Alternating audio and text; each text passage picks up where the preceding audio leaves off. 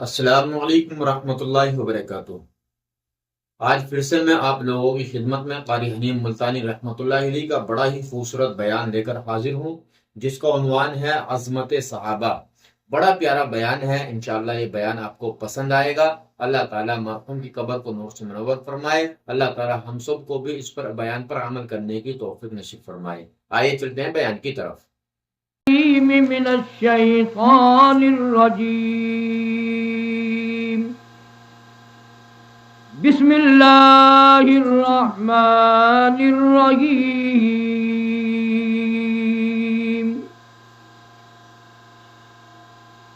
یا ایھا الذین آمنوا اتقوا اللہ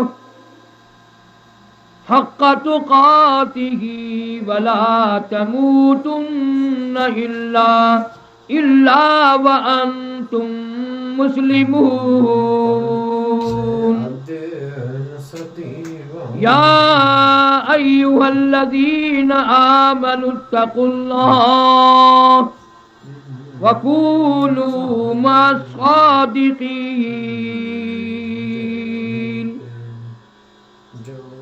وقال النبي صلى الله تعالى عليه وسلم من قام في ليلة القدر إيمانا واحتسابا غفر له ما تقدم من ذنبه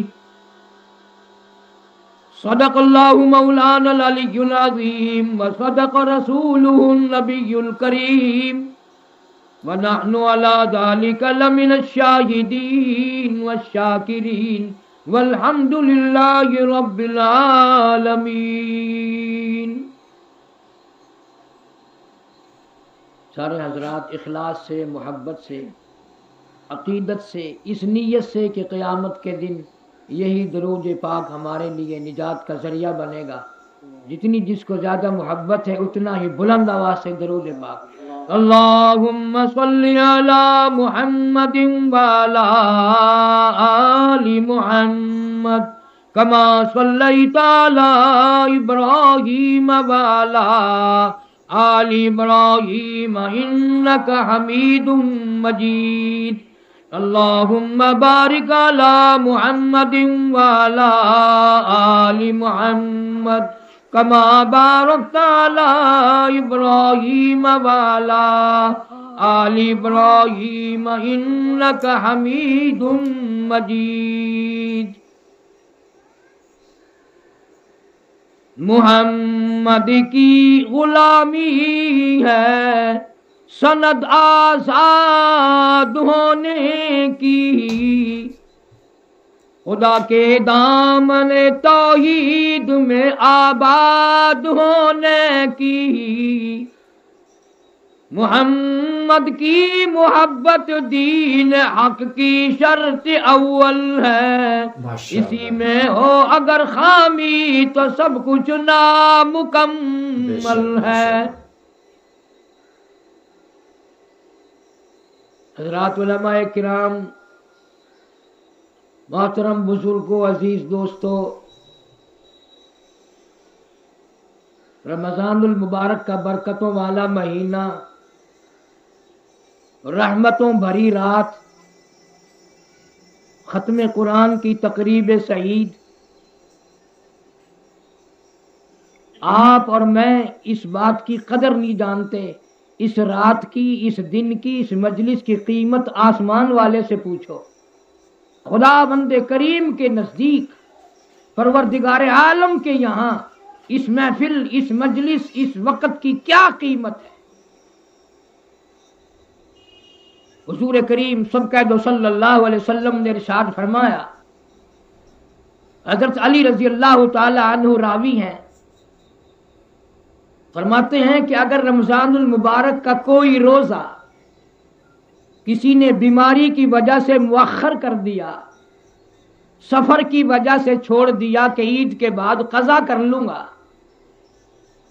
کسی شرعی عذر کی وجہ سے دکھ درد یا بیماری یا سفر، حضرت علی رضی اللہ تعالیٰ عنہ فرماتے ہیں کہ پھر وہ قضا کرنے لگا، عید کے بعد قضا کے ارادے سے روزہ رکھنے لگا، شیر خدا فرماتے ہیں اللہ تعالیٰ نے اس کو لمبی عمر دی، گرمی سردی 100 سال تک روزے رکھتا رہا۔ حضرت علی فرماتے ہیں کہ رمضان کے برکت والے روزے کے برابر 100 سال رکھنے کے بعد بھی برابر نہیں ہو سکتا۔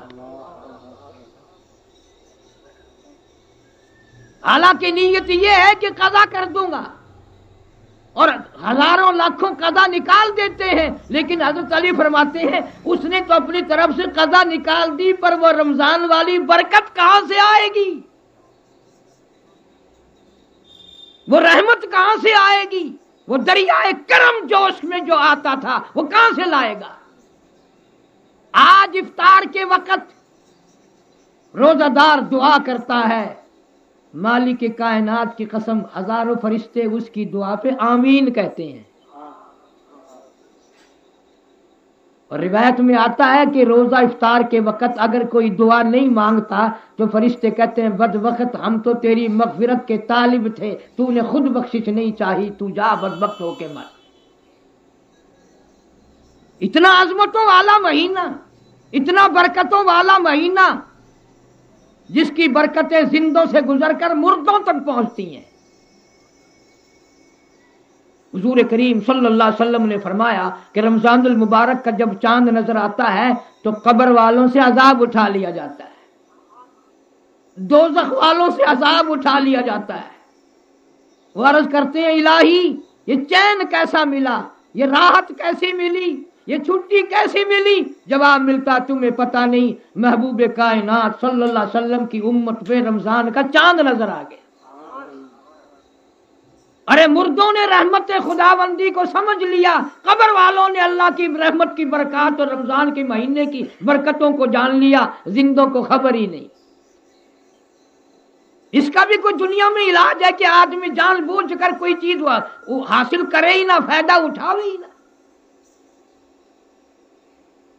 کئی لوگ ہیں معمولی سے بہانے پر روزہ چھوڑ دیتے ہیں، اسے کیا معلوم ہے کہ شاید میری زندگی کا یہ آخری رمضان ہے، کوئی معلوم نہیں۔ پچھلے سال ہزاروں نہیں، لاکھوں نہیں، کروڑوں کی تعداد میں لوگ دنیا میں تھے، خدا کی قسم مختلف بہانوں سے موت آ گئی، آج قبروں میں پڑے ہوئے آہیں بھر رہے ہیں، دعا نہیں مانگ سکتے، تلاوت نہیں کر سکتے، استغفار نہیں کر سکتے، اللہ سے مناجات نہیں کر سکتے۔ اور اللہ بڑا بے نیاز ہے، کتنا ارحم الراحمین ہے۔ ایک روایت میں یوں آتا ہے کہ حضور صلی اللہ علیہ وسلم نے فرمایا کہ یہ رمضان المبارک اللہ پاک نے سارے سال کا مہینہ اس مہینے کو سردار بنایا، پھر جمعے کے دن کو سارے ہفتے کے دنوں کا سردار بنایا، پھر اس امت کو ساری امتوں کا سردار بنایا، پھر جس قرآن کریم کے ختم کی یہ تقریب ہے اس قرآن کو آسمانی کتابوں کا سردار بنایا، جس نبی کو یہ قرآن دیا اس نبی کو پوری کائنات کا سردار بنایا۔ اب یہ امت بھی سردار، یہ قرآن بھی سردار، نبی بھی سردار، اب یہ سارے چاروں طرف سے سرداری لے کر جہنم کا ایندھن بنا تو شرم نہیں آئے گی؟ تم خیال کرو یا نہ کرو، قرآن تو یوں کہتا ہے اس امت کو دوزخ میں جاتے ہوئے دیکھ کر نوری فرشتے روئیں گے، نوری فرشتے روئیں گے اور آواز لگائیں گے سألہم خزنتها الم یاتکم نذیر۔ اور دوزخ کی طرف جانے والوں، جہنم کی طرف جانے والوں، کیا تم نے کبھی اللہ کا قرآن نہیں سنا؟ الم یاتکم نذیر، کبھی قرآن سننے کا موقع نہیں ملا؟ کیا تمہارے کانوں سے کبھی اللہ کا قرآن نہیں گزرا؟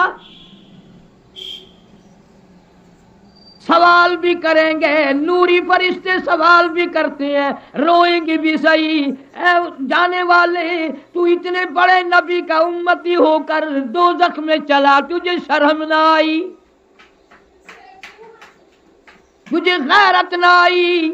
تو نے اخباروں پہ یقین کیا، ریڈیو پہ یقین کیا، ٹی وی پہ یقین کیا، اللہ کے قرآن پہ یقین نہ آیا؟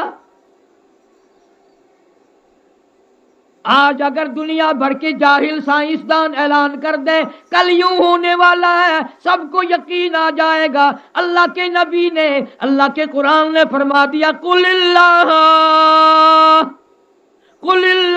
یحییکم ثم یمیتکم ثم یجمعکم الی یوم القیامۃ لا ریب فیہ۔ قرآن کہتا ہے تم نہ تھے، تم کو بنا لیا، پھر موت دے دے گا، پھر تم کو زندہ کر کے ایک ایک حساب، سانس کا حساب لے گا۔ اس پر یقین نہیں ہے۔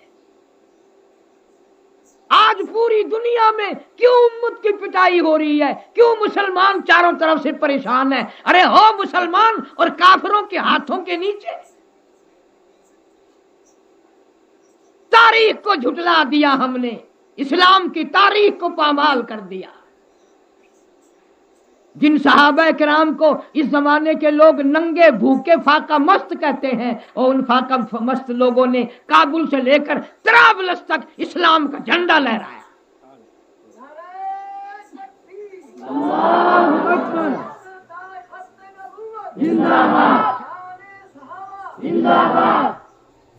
وہ اونچی اتنی عظمتوں والے لوگ تھے۔ ان کی شان بیان کرتے ہوئے علماء کرام لکھتے ہیں کہ حسن یوسف جس کا قرآن بھی چرچا کرتا ہے، کتنا حسن ہوگا، کتنا جمال، کتنی خوبصورتی ہوگی۔ جن عورتوں نے یوسف علیہ السلام کے چہرے مبارک کو دیکھا، وہ بجائے سیب اور پھل کاٹنے کے اپنی انگلیاں کاٹنے لگی۔ قطعن ایدیہن، انہوں نے اپنے ہاتھ کاٹے، نشے میں، جمال کے نشے میں، حسن کے نشے میں۔ اور یوسف علیہ السلام کو دیکھنے والی عورتوں نے اپنی انگلیاں کاٹی۔ خدا کی قسم، جمال محمد کا جنہوں نے دیدار کیا گردنیں کٹا دی۔ نعرہ تکبیر، تاجدار ختم نبوت زندہ باد، شان صحابہ زندہ باد، شان آل بیت زندہ باد، نعرہ تکبیر۔ حد کر دی صحابہ کرام نے۔ جس نے کلمہ پڑھا جان نکلتے وقت ایک دن بھی چین نہ کیا، ایک دن بھی سکون اور آرام سے نہیں گزارا۔ اس قرآن کی عظمت کو انہوں نے سمجھا تھا جنہوں نے قرآن کے لیے جان دی۔ ایک ایک جوان نے، خالد بن ولید رضی اللہ تعالی عنہ نے 125 جنگ کیے۔ میں نے منہ سے کہہ دیا، آپ نے سن لیا، اگر کل جہاد کا اعلان ہو جائے تو جانے والوں کو پتہ چل جائے گا۔ 125 جنگ لڑے ایک جوان نے، اور ایک میں بھی شکست نہیں ہوئی، ایک میں بھی ہار نہیں ہوئی۔ اتنا عظمتوں والا جوان تھا۔ آخری وقت ہے حضرت خالد بن ولید رضی اللہ تعالیٰ عنہ کا، تو رونے لگ گئے۔ صحابہ کرام نے پوچھا کیوں، کیا بات ہے، کیوں رو رہے ہو؟ فرمایا ساری عمر جہاد کیا، اللہ کے راستے میں قتال کیا، بڑی تمنا تھی کہ شہادت ملے گی، پر روؤں نا، بستر پہ موت آ رہی ہے، بستر پہ موت آ رہی ہے، شہادت نہیں مل رہی، کیوں نہ روؤں میں؟ تو صحابہ کرام نے سیف اللہ کا لقب دیا تھا، تیری سمجھ میں آ جانا چاہیے تھا کہ اگر تو شہید ہو تو نتیجہ یہ کہ اللہ کی تلوار ٹوٹ گئی، تجھے تو اسی دن خیال کرنا چاہیے تھا۔ صحابہ کرام اتنے ذہین تھے۔ حضرت امیر معاویہ سب رضی اللہ تعالیٰ عنہ، ایک عیسائی بادشاہ نے سوال کیا، اور پہلا سوال یہ کیا کہ یہ ایسا پانی بتاؤ نہ آسمان سے برسا ہو، نہ زمین سے نکلا ہو، نہ چشمے سے نکلا ہو، اور پوری دنیا، پوری کائنات کے پانیوں میں سب سے افضل ہو، ایسا پانی بتاؤ۔ حضرت امیر معاویہ سب رضی اللہ تعالیٰ عنہ جواب دیا کہ ایک قافلہ تھا، لشکر تھا، چل رہا تھا، حضور صلی اللہ علیہ وسلم ساتھ تھے، پانی ختم ہو گیا، لوگ بھی پیاسے تھے، جانور بھی پیاسے تھے۔ صحابہ کرام نے آ کے یا رسول اللہ عرض کیا، پانی نہیں ہے، بھوکے پیاسے مر رہے ہیں سارے آدمی، آپ اللہ سے پانی مانگیں۔ ملتان والو، تم ان باتوں کی قدر کیا جانو؟ اللہ کے پاک پیغمبر صلی اللہ علیہ وسلم نے یوں نگاہ اٹھائی اور مولا سے پانی مانگا.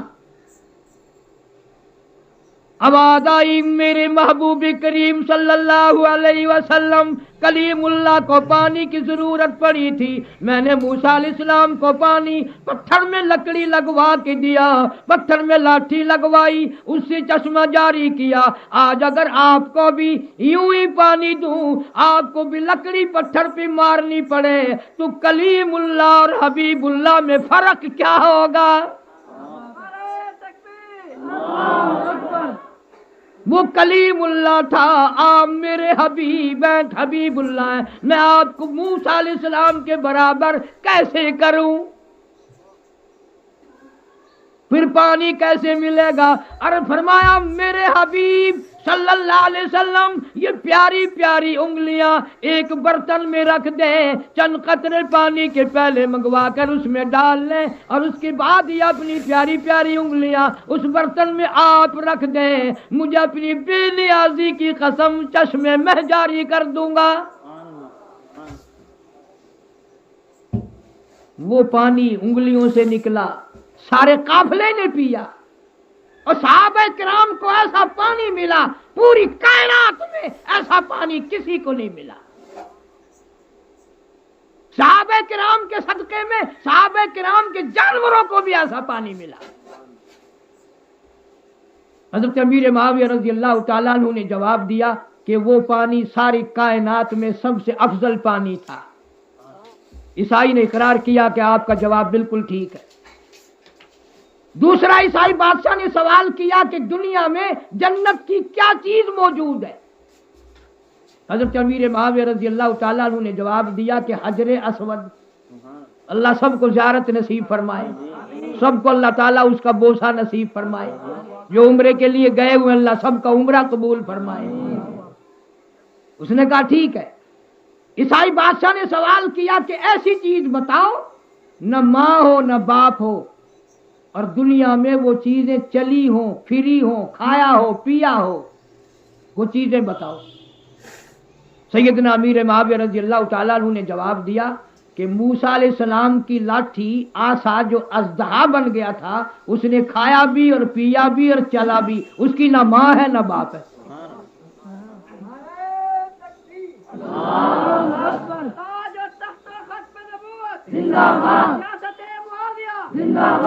صحابہ کرام کا علم دیکھ. اور ایک آج کل کا دور, کسی سے پوچھا کہ غسل کے کتنے فرض ہیں, کہ 3. اکیڑے کیڑے ایک تیل صابن تولیہ. ہمارا علم کتنا وزنی ہے. صحابہ کرام پہ تنقید کرتے, اعتراض کرتے, شرم نہیں آتی. خدا کی قسم صحابہ کرام کا احترام تو مدینے کے کتے بھی کرتے ہیں. مدینے کا کتا نہیں بھونکتا, اور یہاں مسلمان کہلانے والے بھونکتے نہیں تھکتے. پوچھنے والا کوئی نہیں. اتنی بڑی عظمت ہے صحابہ کرام کی. 5-6. دوسرا جواب حضرت امیر معاویہ رضی اللہ تعالیٰ عنہ نے یہ جواب دیا کہ ایک تو یہ موسیٰ علیہ السلام کا ہاتھ کا بنا ہوا اژدہا, اور ایک صالح علیہ السلام کی اونٹنی داتی جو پہاڑ سے نکلی تھی, کھایا بھی پیا بھی, چلی بھی پھری بھی, اور ایک وہ ڈمبا جو اسماعیل علیہ السلام کے بدلے میں جنت سے آیا تھا, نہ اس کی ماں ہے نہ اس کا باپ ہے. اس نے کہا ٹھیک ہے. تو ایک سوال اس نے یہ کیا حضرت امیر معاویہ رضی اللہ تعالیٰ عنہ سے کہ ایسی چیز بتاؤ نہ اس کی ماں, نہ وہ عورت کی جنس, نہ وہ مؤنث, اور اس کو ماں کہا گیا ہو.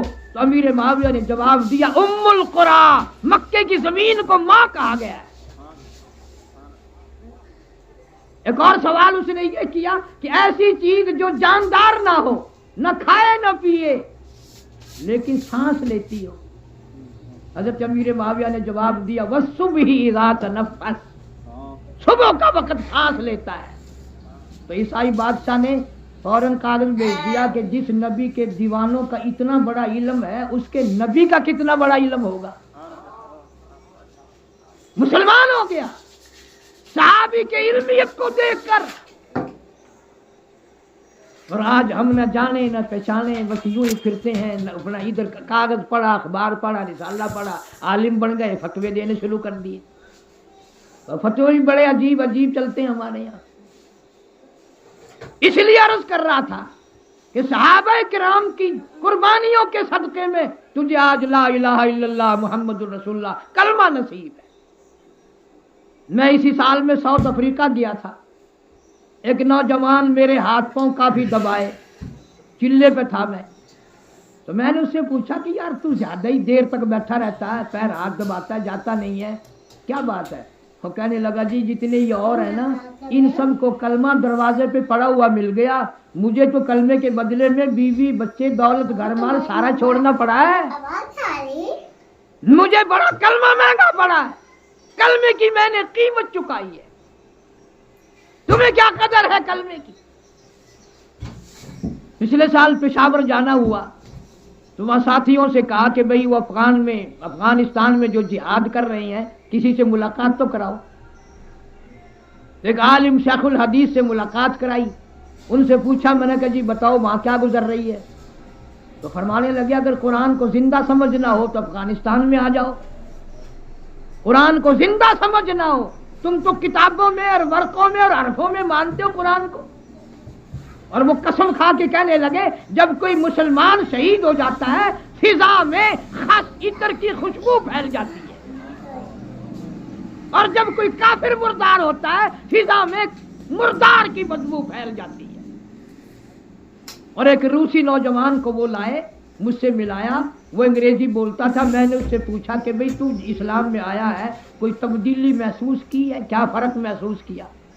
اس نے کہا جی چند دن ہوئے میں مسلمان بنا ہوں، اور تو ابھی نہیں، باقی ایک بات میں نے محسوس کی کہ میرے منہ میں ماس خورا تھا، ساری زندگی میں نے پسٹ استعمال کیے، بڑے بڑے منجن استعمال کیے، بڑی بڑی دوائیں استعمال کی، لیکن اپنے منہ کی بدبو سے میں خود تنگ تھا اور بڑی کراہت مجھے آتی تھی. ایک بات میری سمجھ میں یہ آئی اور میرے تجربے میں یہ آئی کہ میں نے جب سے لا الہ الا اللہ محمد رسول اللہ پڑھا میرے منہ سے خوشبو آنے لگی. نعرہ تکبیر، نعرہ تکبیر.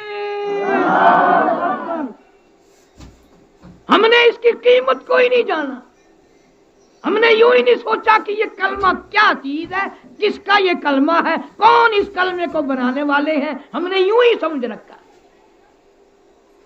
اور برا نہ ماننا، ذرا میری طرف دیکھو گے، اگر ہم کلمے کی قیمت جانتے تو اس کلمے کی اب تک تو کلمے کا اثر یہاں سے یہاں تک بھی نہیں آیا، چوکھا سفر ہے، یہاں سے لے کر اب تک کلمہ یہاں نہیں پہنچا،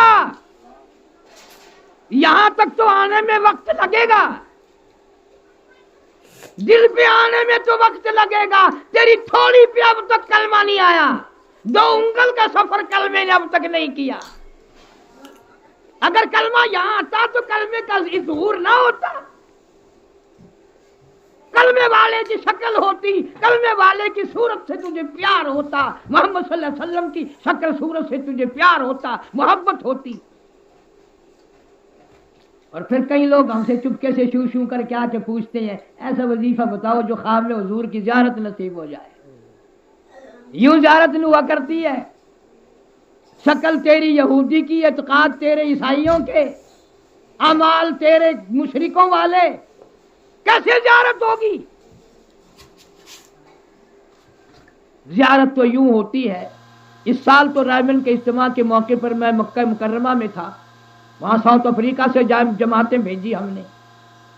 اس سے پہلے اجتماع سے جب ہم دعا کر کے اٹھے تو آپ کو پتہ ہے 30-40 لاکھ کا مجمع یکدم جب اٹھتا ہے تو کیا حال بنتا ہے. تو چلتے چلتے تھوڑے سے چلے تھے، راستے میں ایک پٹھان ملا جس نے یہاں ملتان میں مفتی محمود سارے قید رحمۃ اللہ علیہ، مولانا عبد الخالق صاحب سارے قید رحمۃ اللہ تعالی علیہ، اللہ تعالیٰ ان مشائخ کے مزارات پہ کروڑہ رحمت نازل فرمائے. یہاں میرے ساتھ وہ دور حدیث کا ساتھی تھا، 35 سال بعد ملا اور میرا ہاتھ پکڑ کے کہنے لگا پہچانتے ہو؟ اب بتاؤ میں بھی بوڑھا ہو گیا، اس کے منہ میں دانت نہیں، جب میں چھوکرا تھا وہ جوان تھا. تو میں نے کہا ہاں پہچان لیا، خیر محمد ہے. وہ کہنے لگا ہو تمہارا بڑا دماغ ہے، تم بڑے یاداشت والے ہو. और मैंने कहा क्या हाल है तेरा? उसने कहा पहले तो कुछ नहीं था, अब हाल अल्हम्दुलिल्लाह अच्छा है। तो मैंने कहा क्या हुआ?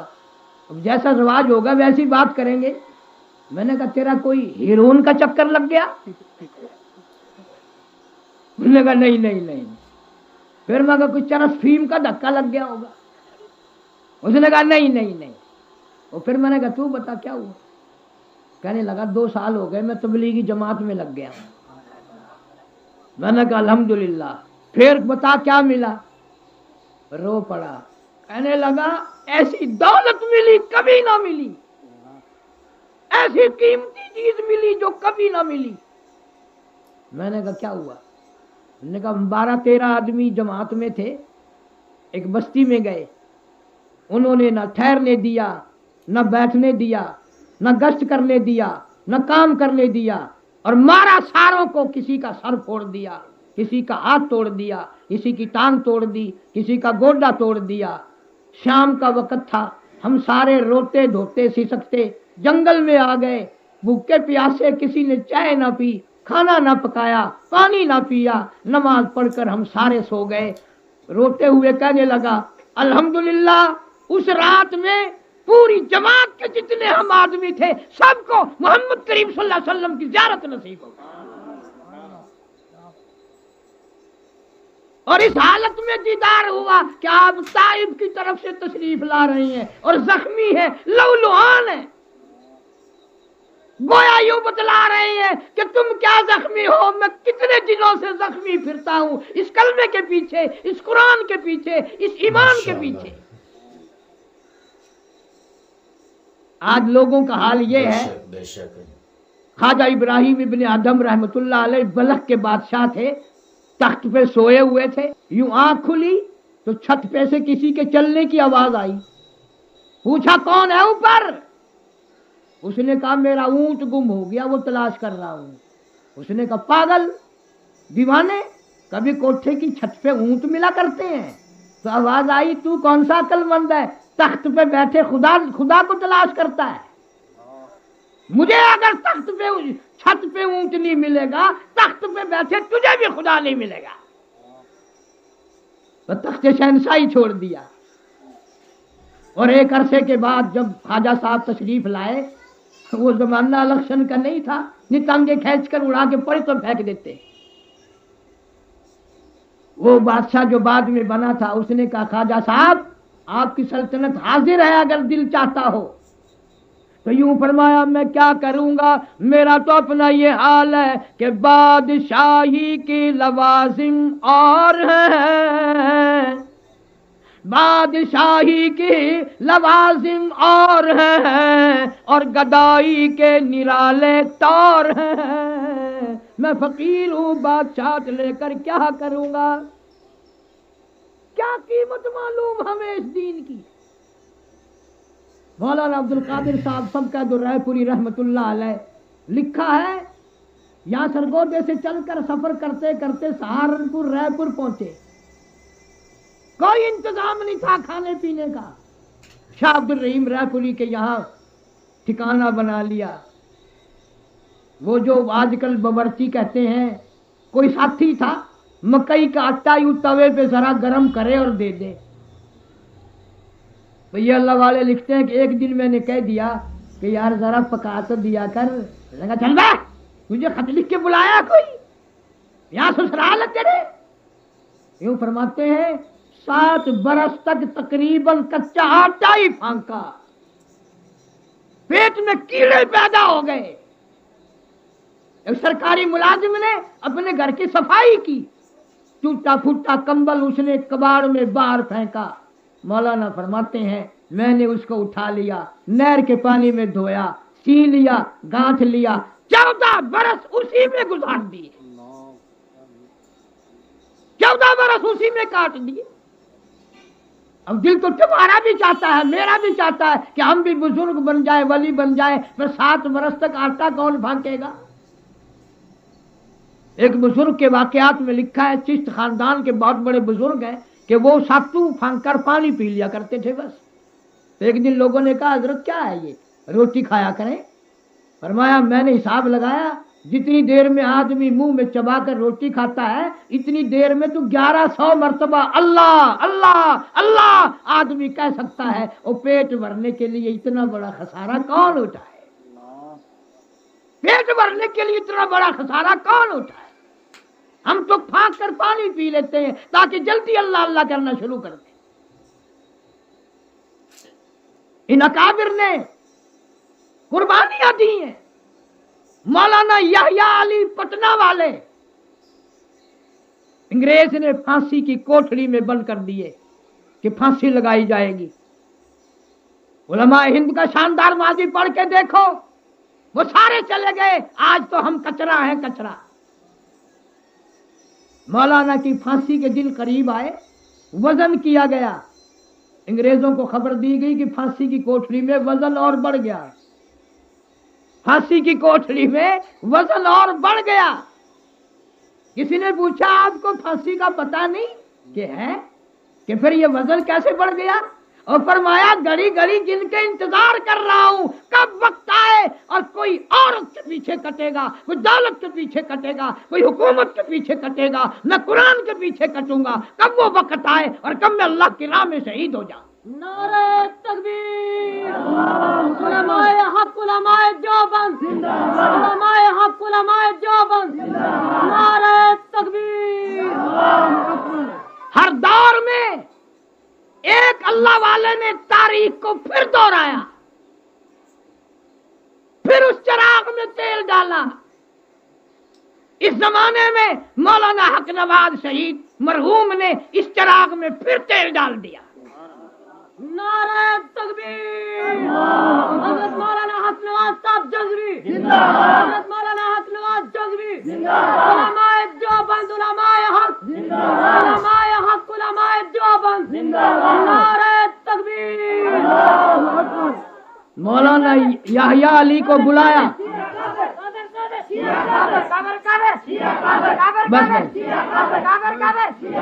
مولانا یحییٰ علی کو جیل سے کوٹھڑی سے نکالا اور انگریز نے مولانا کی داڑھی مونڈ کر مولانا کے پیروں میں ڈال دی۔ یوں لکھا ہے کہ داڑھی کو یوں ہاتھ میں اٹھا کر روتے تھے، کہتے تھے تو جیت گئی، تو بازی لے گئی، تو اللہ کے نام پہ کٹ گئی، میں ابھی انتظار میں کھڑا ہوں، میرے سے پہلے اللہ کے نام پہ تو کٹ گئی۔ تاریخ کو روشن کیا ان اللہ والوں نے۔ صحابہ کرام نے ساری زندگی اشاروں پہ جان دے دی، قرآن کی ایک ایک آیت پہ صحابہ کرام نے عمل کر کے دکھایا۔ کس کس کا تمہارے سامنے تذکرہ کروں؟ اتنا بڑا مظلوم صحابی حضرت عثمان ابن عفان رضی اللہ تعالی عنہ۔ علامہ ابن کثیر رحمہ اللہ کی رائے ہے کہ قرآن کریم کی ایک آیت ایسی ہے پوری امت میں اس ایک جوان نے عمل کیا، ایک آیت ایسی ہے کہ پوری امت میں اور کوئی عمل کر نہ سکا۔ یا ایھا الذین آمنوا اصبروا وصابروا واتقوا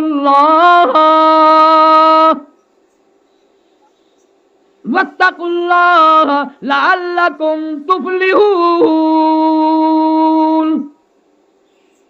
حضرت عثمان نے عمل کیا، فوج موجود ہے، لشکر موجود ہے، پولیس موجود ہے، فوج میں حضرت علی مرتضیٰ جیسے بہادر جرنیل موجود ہیں، سعد ابی وقاص جیسے جرنیل موجود ہیں، حضرت زبیر جیسے جرنیل موجود ہیں، لیکن فرمایا لوگوں مدینے میں کسی کو انگلی نہ لگانا، اگر مدینے میں کسی کی ایک انگلی لگانے سے، کسی کو تھپڑ مارنے سے خون کا قطرہ بھی مدینے کی گلی میں گر گیا، کالی کملی والے کے مدینے کی بے ادبی ہو جائے گی۔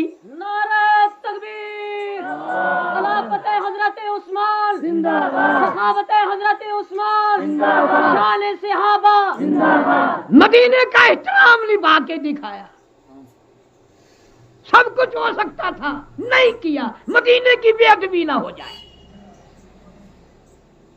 حضرت امیر معاویہ سب کا رضی اللہ تعالیٰ عنہ تشریف لائے اور آ کے فرمایا عثمان میں نے اندازہ لگا لیا تمہاری جان خطرے میں ہے. انہوں نے کہا پھر میری ساتھ شام چلو میں حفاظت کروں گا. اس نے کہا آئندہ یہ بات نہ کہنا کہ کیوں کہ مدینے والے سے بے وفائی کرانے آئے ہو, مدینہ چھوڑ کر چلا جاؤ.